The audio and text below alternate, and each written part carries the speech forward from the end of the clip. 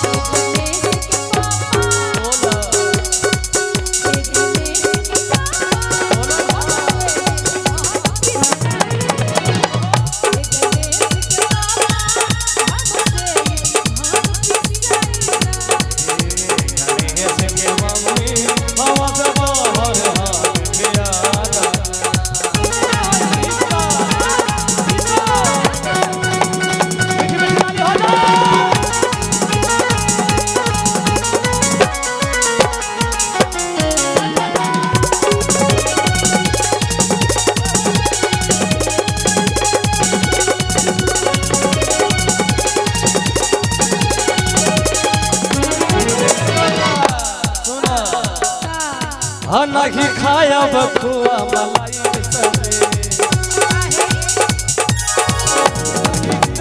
भैया के स्वाद बिसरे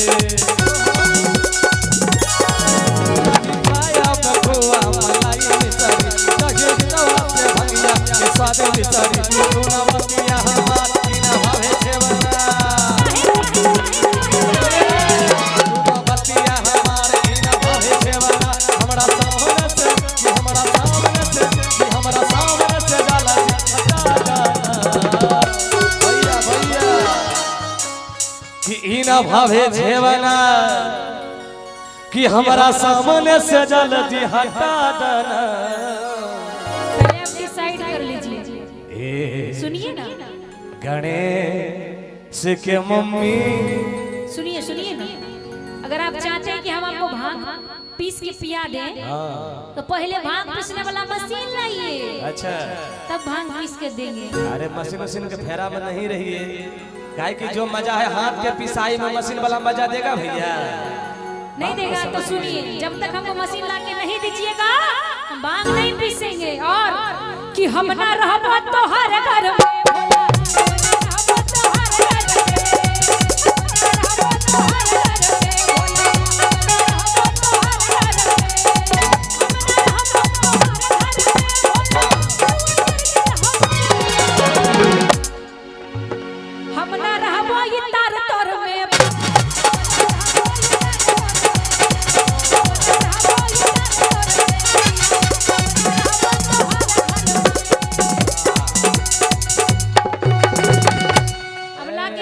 मशीन गिने। अब बताइए भोलेनाथ तार तौर में है तो गौरा रानी कहाँ जाएंगे? पिपर नहीं तौर। जाते, हम नहरा चल जाएंगे। अच्छा बताइए भोला बाबा जब तार तौर है तो मैया पार्वती पिपर तौर जाएंगे? नहीं नहीं हम जाएंगे, मशीन पहले ला दीजिए। अरे मशीन मशीन का फेरा छोड़िए, काहे बीच में लगल है? हाथों में जो आपकी मिठास है मशीन मिठास देगा कभी? हम न रहबो तो हर घर में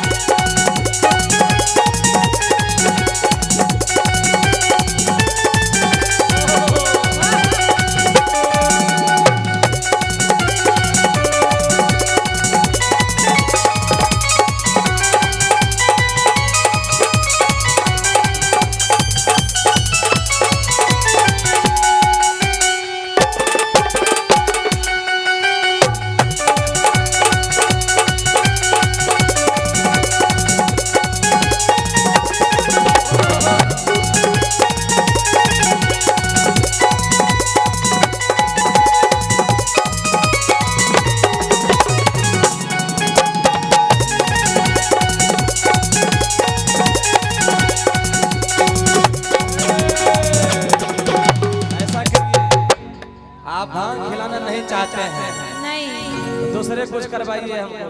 क्या करना? अच्छा भैया अगर भोलेनाथ भांग नहीं खाएंगे तो क्या पिएंगे? क्या पिएंगे? ये हो दारू बिहार में बंद छे। कैसे पिए दारू? नहीं नहीं गांजा का है। भोला बाबा दारू नहीं पिए छथिन। अच्छा सब लोग एक बार हाथ उठाइए तो सब लोग एक बार हाथ उठाइए थे जो गांजा पीते हैं। कोई नहीं आए हम बोले सब लोग हाथ उठाइए जो गांजा पीते हैं, सब हाथ हिला लिए। अच्छा लेकिन कोई नहीं गौरा रानी सुनिए बात क्या हो? अच्छा भंगिया ना देबू त गांजा मला वो ना होई कि कम मेहनत के काम भाई जल्दी कला ना ना मानो। हाय अच्छा भंगिया ना देबू त गांजा मला कि कम मेहनत के काम भाई जल्दी कला। अच्छा कि खोजा कहावा चिला लेके आवा मारी दाम बस 4 चिला भर के थमा ना होई 4 चिला एको चिलम ना। अरे ज्यादा नहीं 4 चिलम वही में तो मस्त हो जाएंगे भोलेनाथ। एको चिलम नहीं। ए गणेश के मम्मी का ए गणेश के मम्मी मान भी जाइए ना ना ए गणेश के मम्मी एक बार प्यार से ले ए गणेश के मम्मी मम्मी तैयो ने मुंह भराए आप की कहिए ए गणेश के मम्मी कुछ नहीं होगा। ओकर मम्मी नहीं ओकर मम्मी केना लगबे हम पहले ही बताबो त। अच्छा बताइए मैया पार्वती सब कमाई छिए कि नहीं छिए? सब के मम्मी ने तो चलो ठीक कि ए गणेश के मम्मी कहो न करा कहो न और खाली छोड़ा भाग तो गांजा पिला दे के मम्मी छोड़ा भाग तो गांजा पिला दे और भोलिया बड़े पीस ढोला के। अरे कोनो बात नहीं के किया और भोलिया बड़े पीस ढोला के। और भोलिया बड़े पीस ढोला के।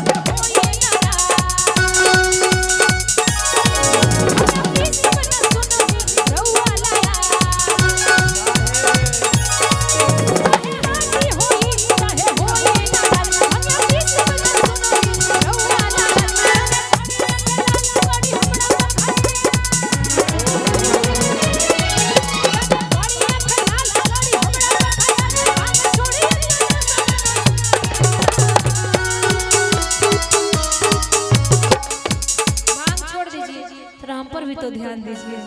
अच्छा बाबा भोलेनाथ बिना भांग के रहेंगे हो? नहीं रहिएगा। अरे तुम तो धोखेबाज हो, वादा करके भूल जाते हो। धोखेबाज हो, वादा करके भूल जाते हो।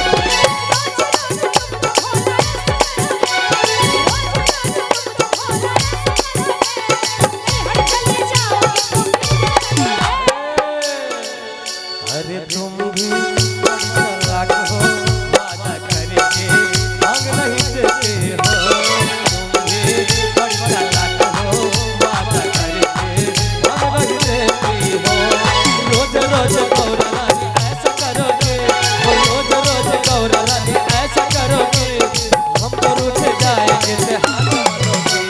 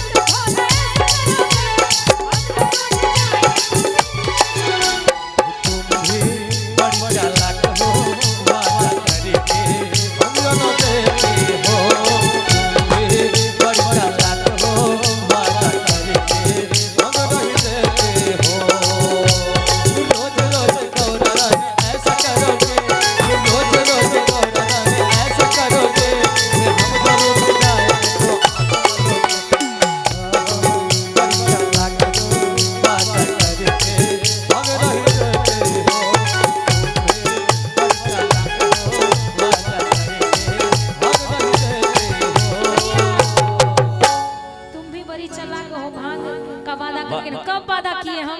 रोज वादा करते हैं। कब?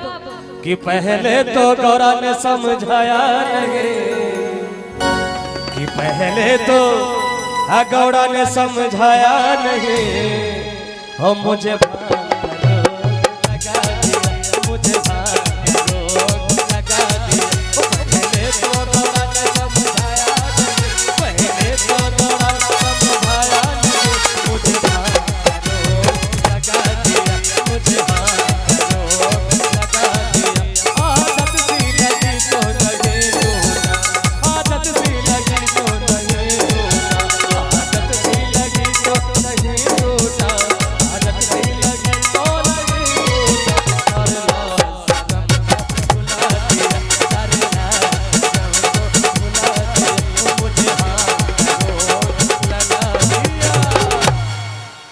जानी नहीं हर भोला बाए बाए जनकर यहाँ भगिया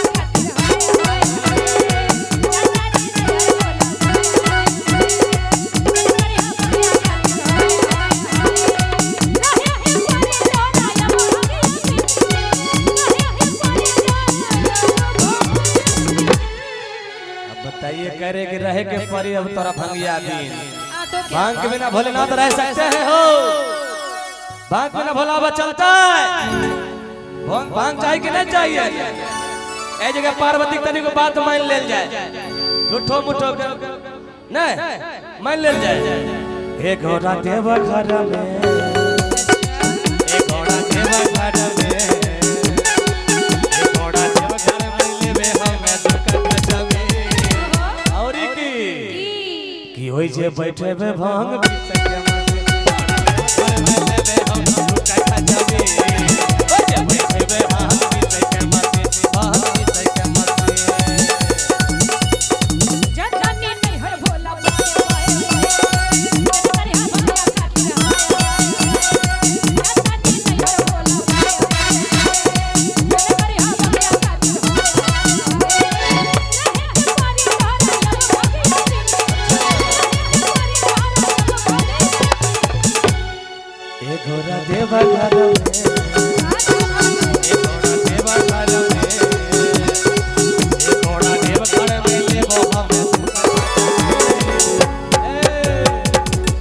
कौन जमीन खरीदना चलेगा?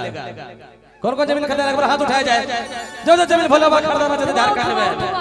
बोल शंकर भगवान की हाय हाय द्वार से कोई नहीं जेतो जमीन किनवे नहीं कोई नहीं सब जाएगा भैया लोग सब जाएगा एगो दूगो तीन गो मांगी में सब हमरे पार्टी अच्छा भैया सब लोग चलवे कि नहीं चलवे हाथ उठा के बताइए जाए हाथ उठा के बाहर हाथ देखिए सब पार्टी जाएगा हाथ कल को लोरहना ना कोई नहीं चादर उठा देना चाहिए अरे लगना चाहिए कि हम रहे साथ आपके सपोर्ट में है भले झंडा रहे कि नहीं रहे मतलब सब हमारी जिंदगी बर्बादे करे में यहाँ बैठल छे नहीं अच्छी धमकी देथुन नहीं राजा के बर्दाश्त होता है हैं कहियो हां कहो hate you Bhola hate you Bhola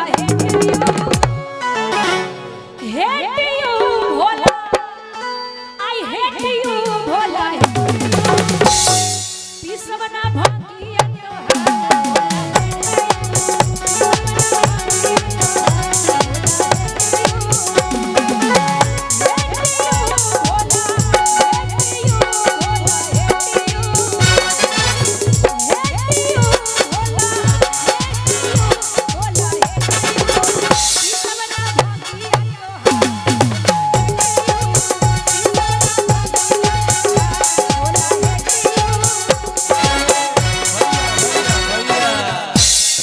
बताइए गौरा रानी भोलेनाथ के कहेंगे आई हेट यू चलेगा नहीं चलेगा तब भोलेनाथ प्यार करने वाले इंसान है आप नहीं करते हैं प्यार हमसे प्यार करते तो मशीन नहीं खरीद देते अच्छा इजहार करते हैं प्यार का सुनिए कि I love you Gaura I love you Gaura I love you ऐसे नहीं बोलिए देख रहे हैं न्यूज वाले सब हैं कल चलाएंगे सनोज सिंह ने नेहा सिंह को बुलाए बाप रे गुलशन भैया हमरो घर पर मेहरारू छै बचै ने इसीलिए सोच समझ के कुछ बोलिए नहीं तेरी कैमरा वाला भैया हमारे सब सपोर्टिंग में है ऐसा कुछ नहीं करेंगे घर में हमरो बीवी बच्चा है क्योंकि हम लोग जो नहीं बोलेंगे ना भी चिपका देंगे आपके मुंह पर लगा के हां सनोज सिंह ने Neha Singh I love you बोला बाप रे बाप यहाँ भोलेनाथ गौरा रानी को बोल रहे हैं इस बात पर ध्यान दिया जाए कि I love you Gaura I love you Gaura I love you Bholenath मैया पार्वती का प्यार अटूट है ये कभी टूट नहीं सकता है कि नहीं भाई कह रहे हैं कि तू है हमार हम तोहार गौरा आई लव यू तू है हमार हम तोहार गौरा आई लव यू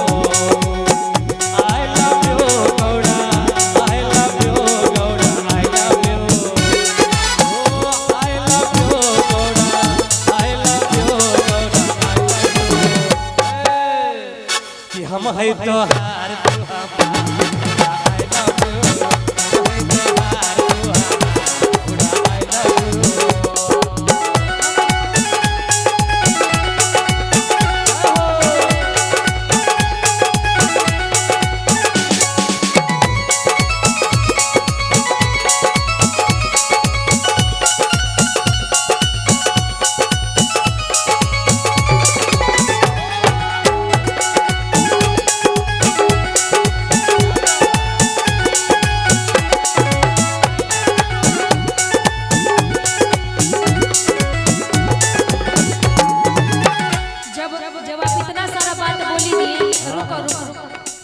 जब इतना ही अपना प्यार का इजहार कर दिए ये हमसे प्यार करते और हम नहीं करते हैं हम भी बहुत करते हैं भोला बाबा से भोला बाबा हाँ हम भी बहुत प्यार करते हैं इसलिए मेरा भी लाइन सुन लीजिए क्या तेरे संग प्यार में